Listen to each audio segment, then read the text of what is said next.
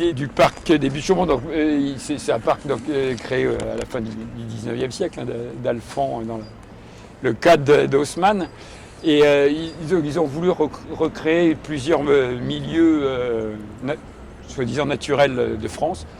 Et donc, je n'ai pas la liste complète, mais là, par exemple, sur la petite ceinture, je sais que c'est censé rappeler les forêts des Vosges. Et donc là, la petite ceinture passe en bas, donc l'ancienne voie de chemin de fer. Donc là, c'est un endroit où on va trouver quelques espèces spéciales des conifères, comme les roitelets, par exemple.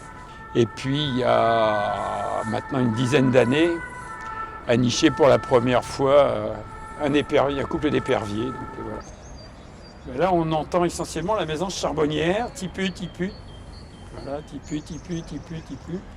Donc c'est une des espèces les plus communes au milieu urbain. Enfin, dès qu'il y a 3 arbres, il peut y avoir de mésange charbonnière.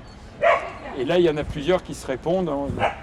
À cette période, ils sont en train de défendre leur nouveau territoire. Et donc, le chant des mésanges, enfin les chants des oiseaux, c'est de dire je suis chez moi et je ne veux pas que quelqu'un d'autre arrive. C'est la mésange bleue qui est très aiguë derrière. Là, il y a une mésange bleue qui chante, et il y a un cri de mésange bleue. Et ça, tipu, la charbonnière, hein, on l'appelle le serrurier, parce que c'est censé évoquer le cri le bruit de la lime.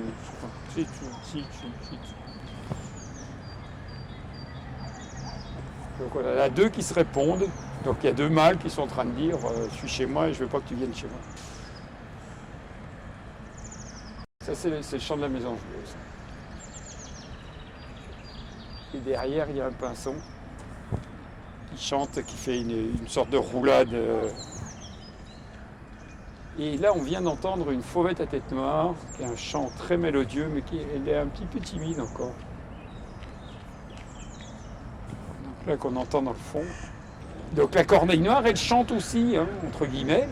Donc la définition du chant, c'est pas du tout une définition esthétique. Donc la corneille a des croissements qui ont le même rôle territorial.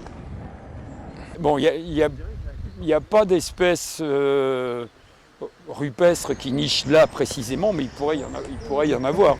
Bon, cela dit, pour les oiseaux vraiment de falaise, c'est pas assez haut. Donc après la forêt des Vosges, ici on est dans le milieu méditerranéen. Et en plus, on a le soleil qui apparaît et le pivert qui se signale dans le fond.